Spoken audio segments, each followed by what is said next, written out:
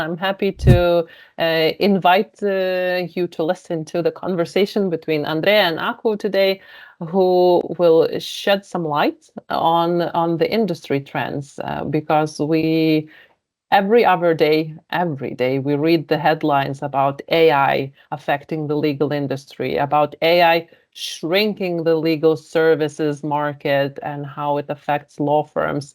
So every manager at the European law firm and of course at the international law firms everywhere across the globe, they're running around like headless chickens.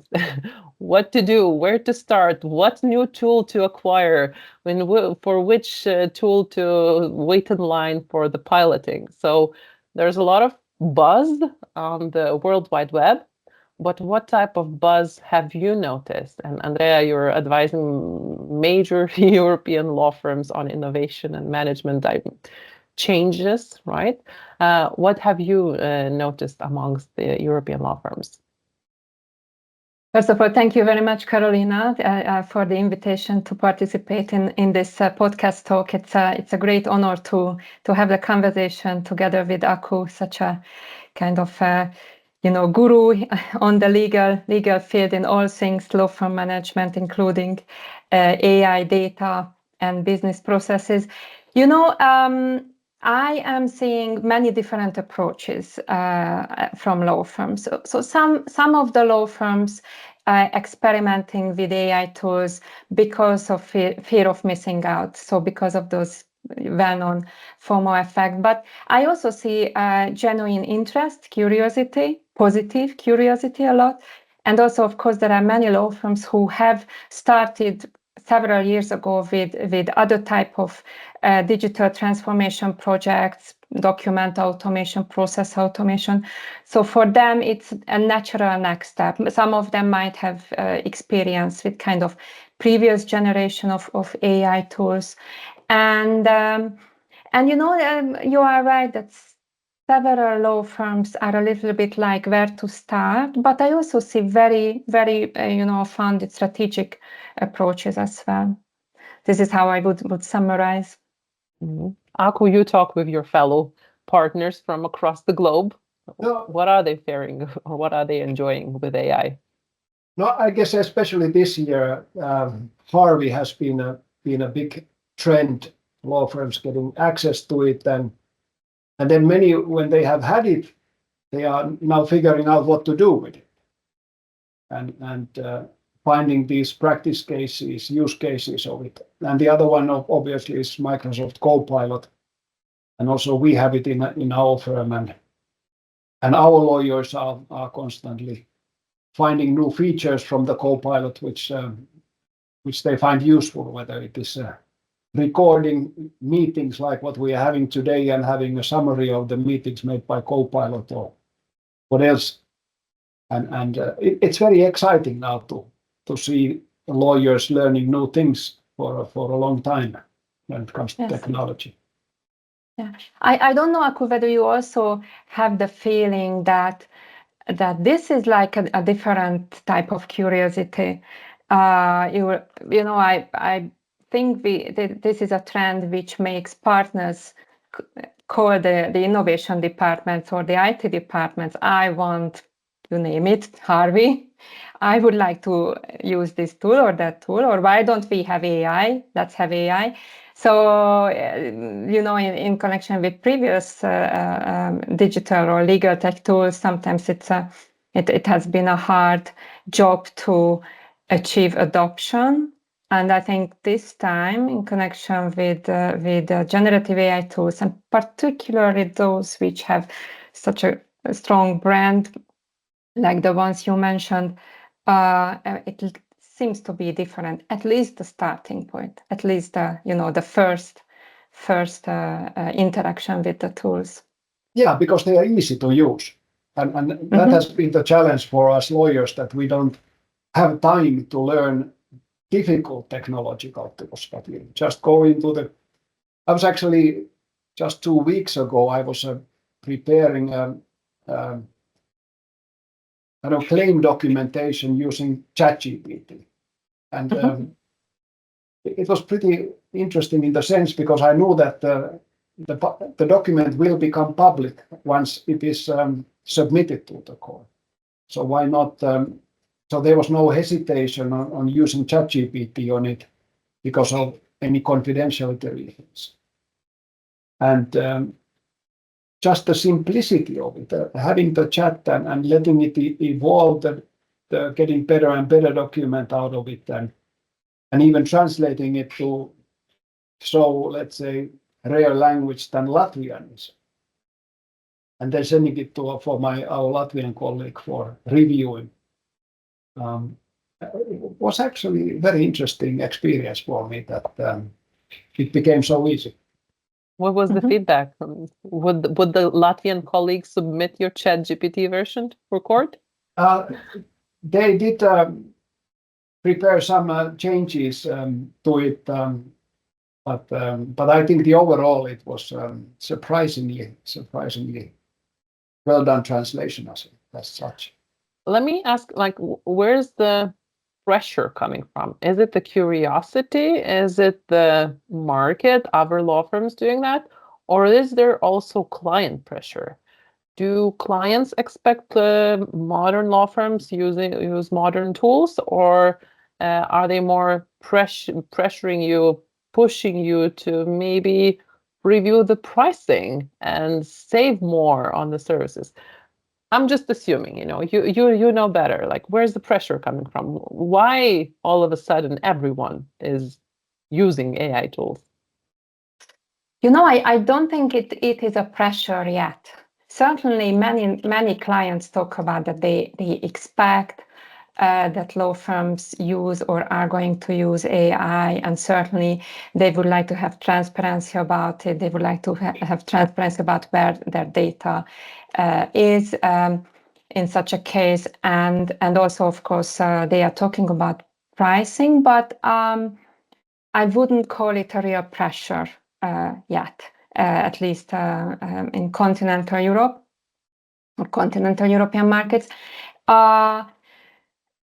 There is certainly a pressure which comes from other law firms. So, the good old situation where law firms talk about these tools with each other, and then they feel the pressure to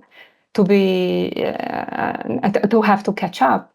That's still, of course, the case also in connection with generative AI tools, and also, as I mentioned, curiosity is a strong motivator. Yeah, I fully agree with that. That we don't see a pressure from the clients yet, except that the clients expect their lawyers to be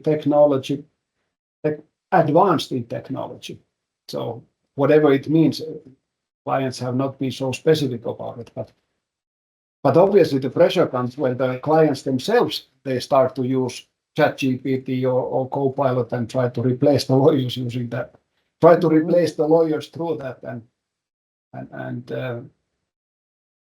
to an extent that will happen very soon. Yeah. You say it will happen very soon. It's not yet happening. Maybe it is. I mean, I haven't talked to our clients that what things they are now using on what things they are now using these tools and replacing their lawyers. I have not received any clear answer yet, but if not yet, then certainly within a few months.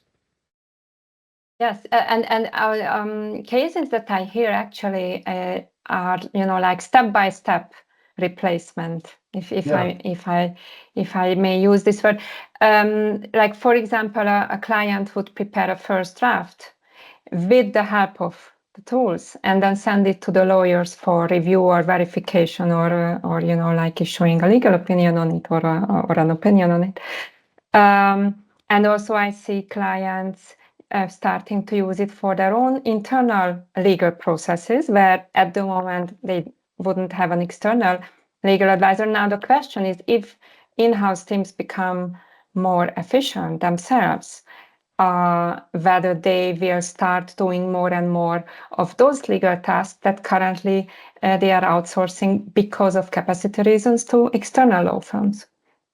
So I'm not saying they will not use external counsels at all, because of course there are other reasons for that, risk management, also complexity and the experience. But all those legal tasks which are with law firms at the moment, because the in-house teams have reduced capacity or no capacity, they are in danger once these teams become more efficient due to using AI.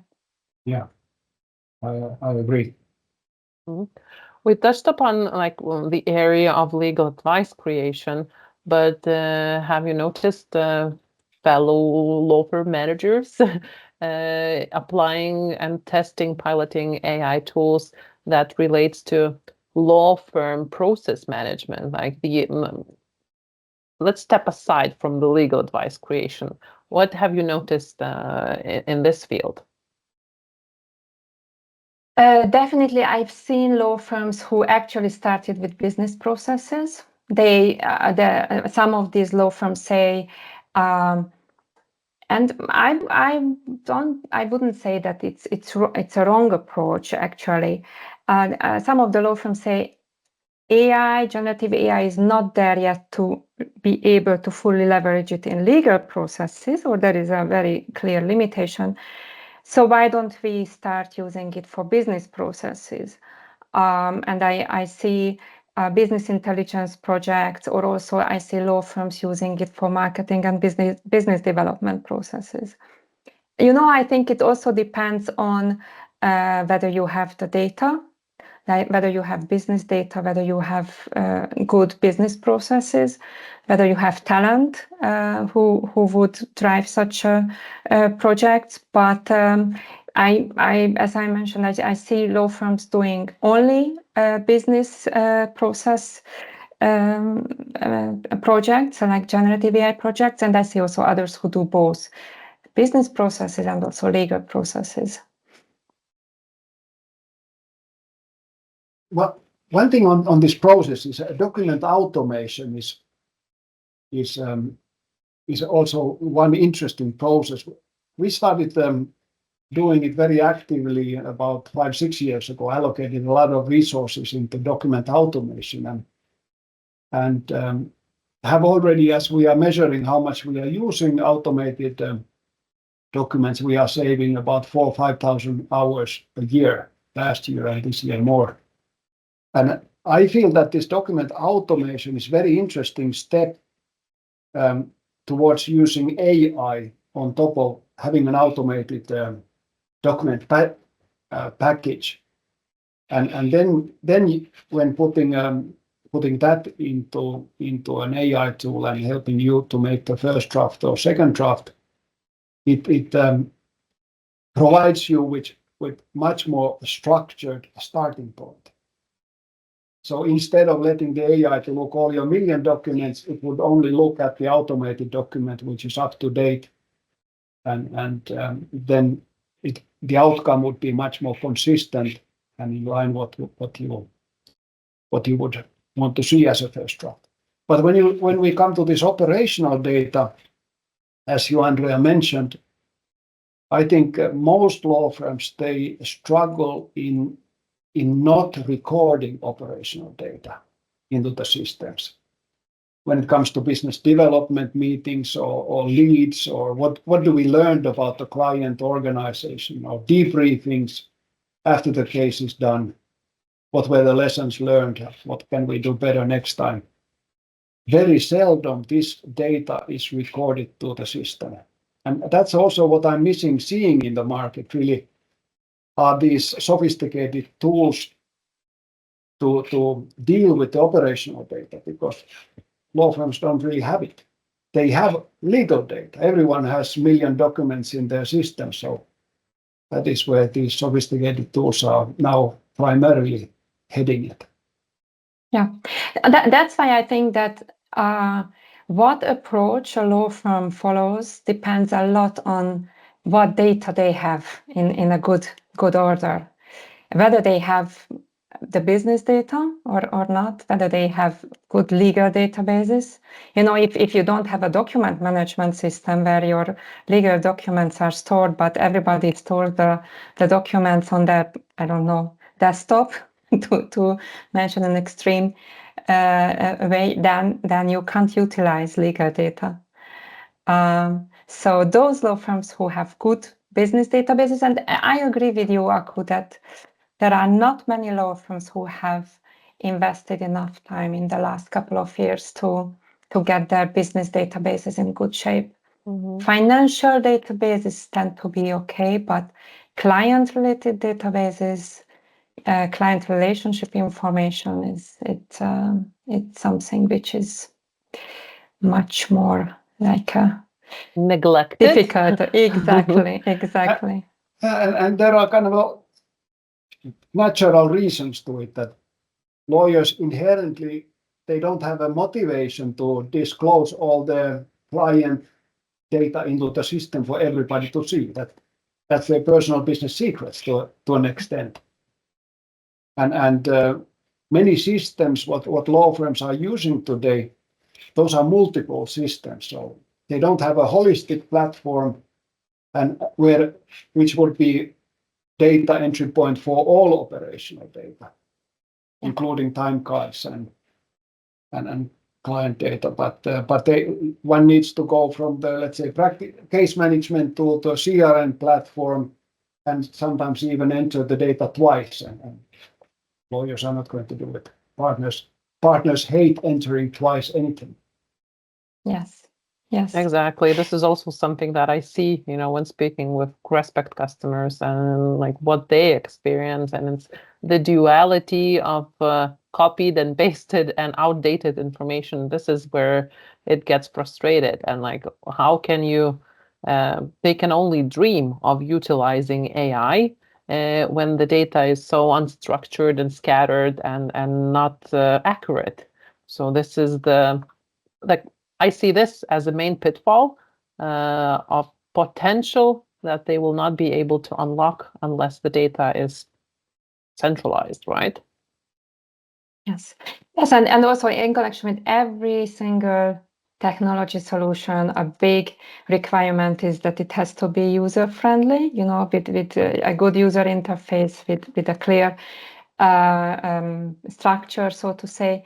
But then if you are talking about technology solutions where the immediate impact, the immediate return on investment is difficult to be seen or difficult to demonstrate, then it is even more important that it shouldn't be an extra pain.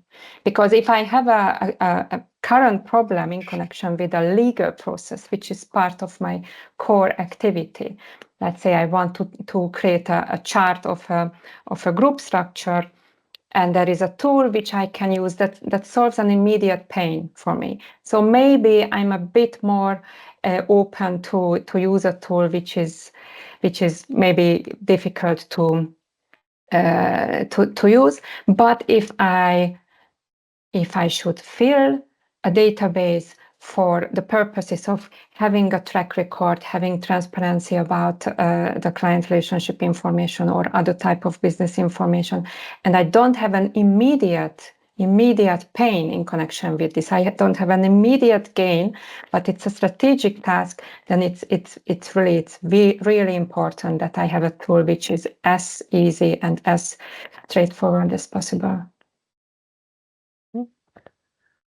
And about that, about having the data and then playing with AI, I've heard from Sorainen that the ways that you have experimented and where you started at with like testing AI was on something not legal at all, but actually the quality management system, the processes of how law firm operates. Aku, could you share a little bit your experimentation with the AI in this field?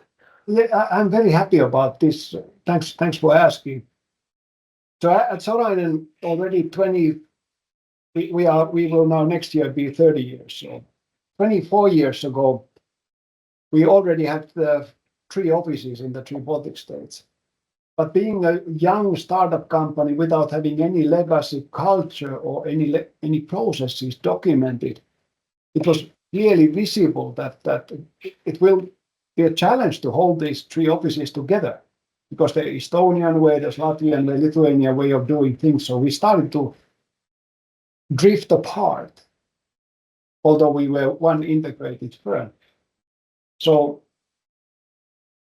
I figured that the only way for us to survive as one firm is that we have to document our working processes, how we do things, every step, how we provide our services. We had one good German lawyer working here at that time, and knowing that Germans are pretty systematic and well organized, I asked him to look at what the German market has about law firm processes, and we found out that there's a ISO 9001 quality management system, which some law firms in Germany had already implemented. So we took it as a model and started to document our own processes. It took us 6 years to document them to the extent that we were able to get this ISO certification. And it took us 10 more years then to unify all these processes among all the offices and practice processes. So it was a 16-year process.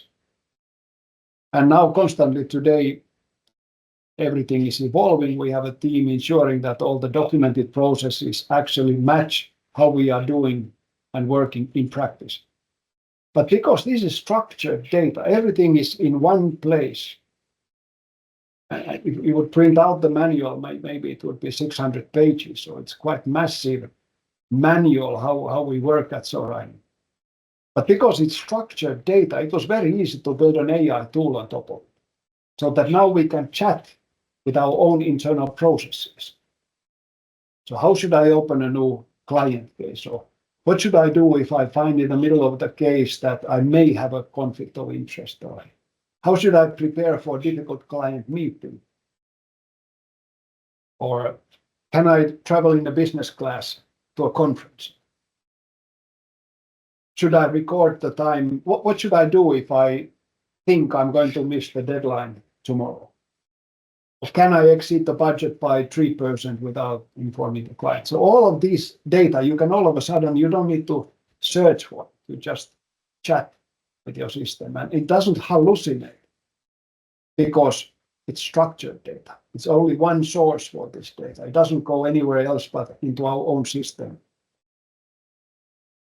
So that I found very, very good use case for this AI.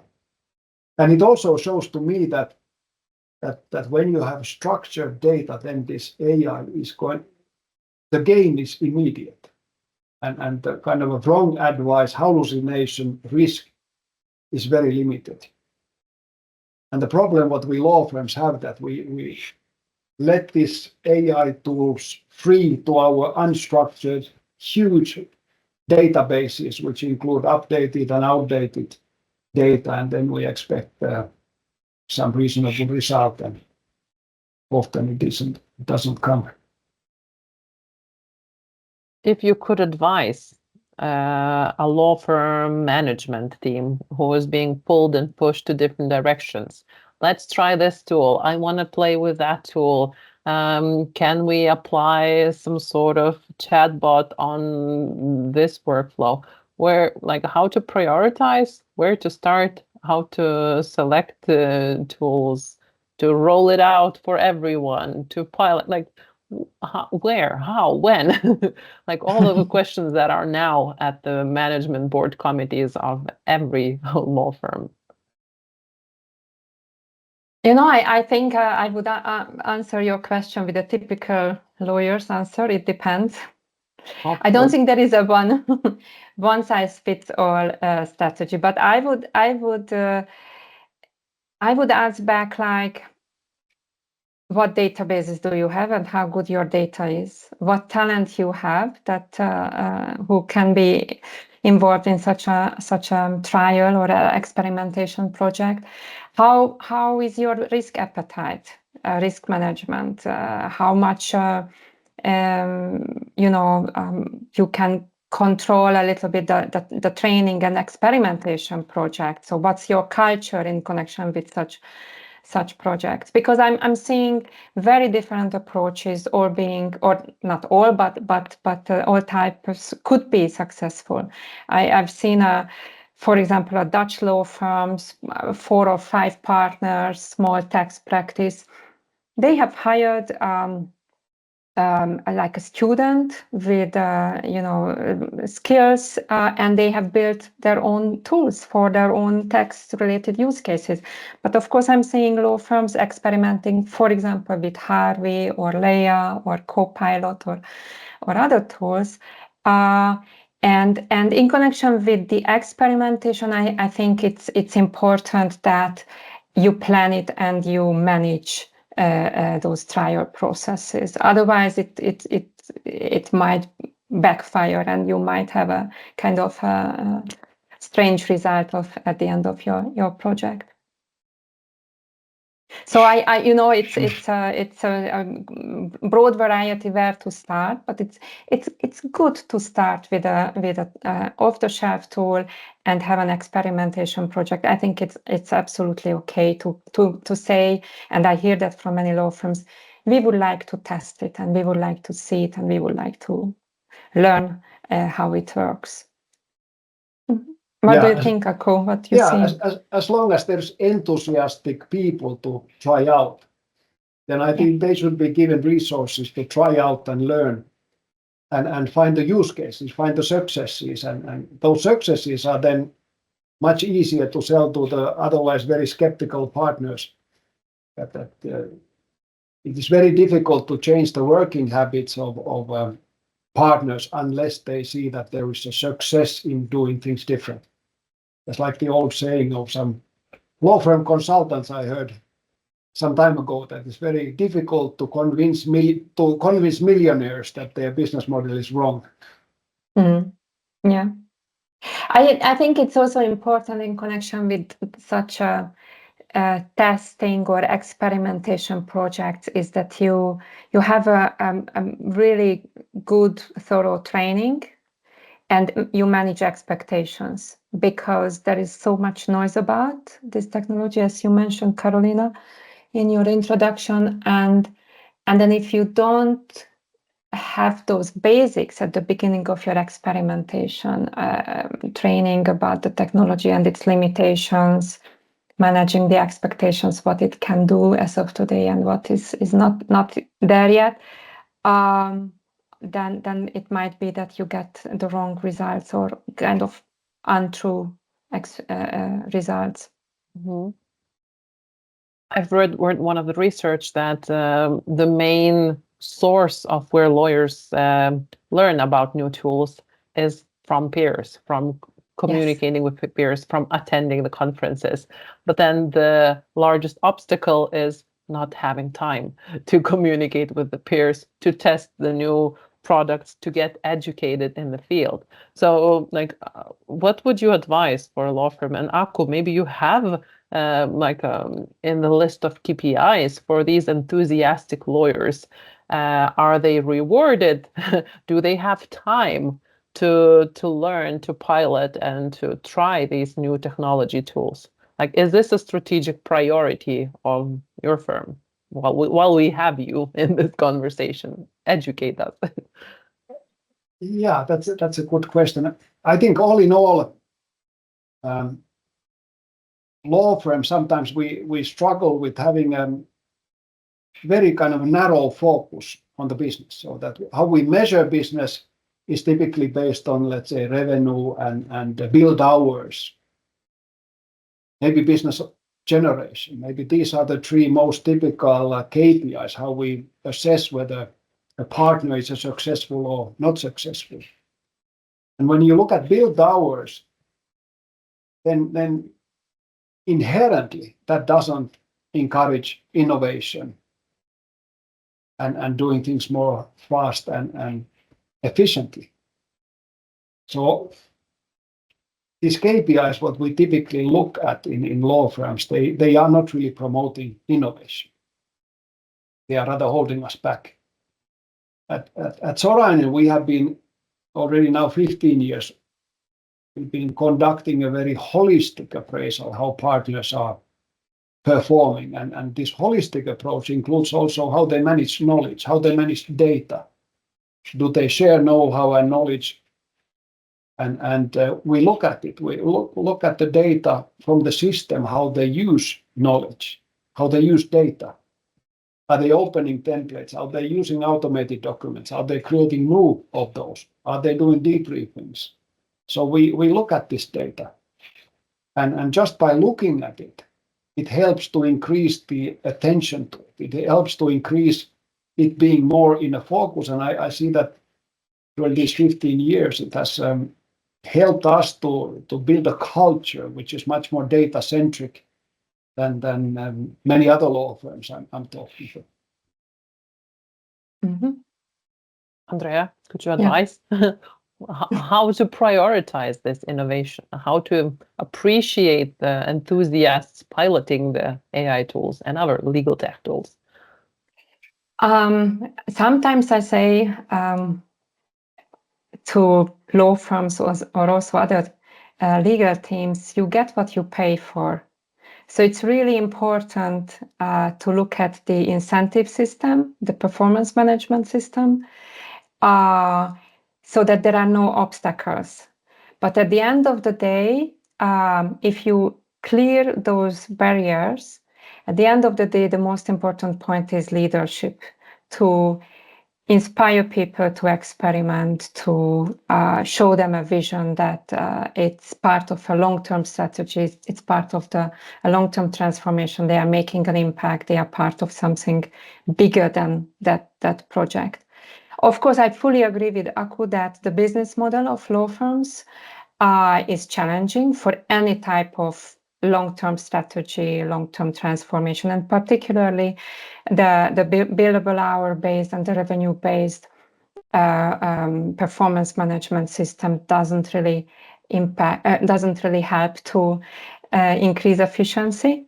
But on the other hand, I see more and more law firms, rather the larger ones, switching from or moving away from the 100% revenue-based performance management to more kind of profitability based performance management.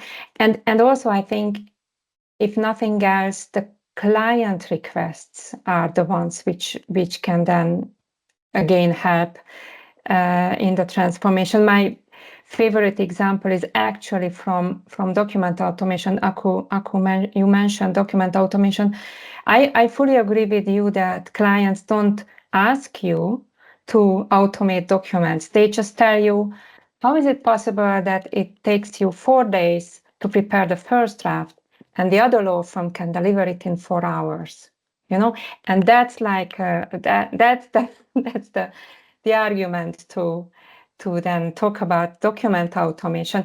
If you manage to hire 𝗏𝗏𝗀𝗀 as an alternative, then you don't need technology. But as long as you can't hire wizards, in such situations you have to think about, okay, what to use, what to apply, and how to adjust the business model to the new reality. Thank you very much. It's so inspiring to hear, and I think there's enough food for thought for our viewers today. And if to summarize, I think start where you have the most data, right? If there's enthusiasm, support it. Show leadership. Few more points from you. What I have missed? Show success cases. Show success cases, and that will gain traction among the rest. And be patient and think strategically long term. Because what we have today in terms of technology, it's by far not the end of the journey. And if you don't have structured data in place, there are tools for you to start gathering, like Crespect, for instance. So thank you very much. Have a productive day and talk to you soon. Thank you very much. Thank you. Thank you, Karolina. Thank you, Andrea. Thank you. Bye.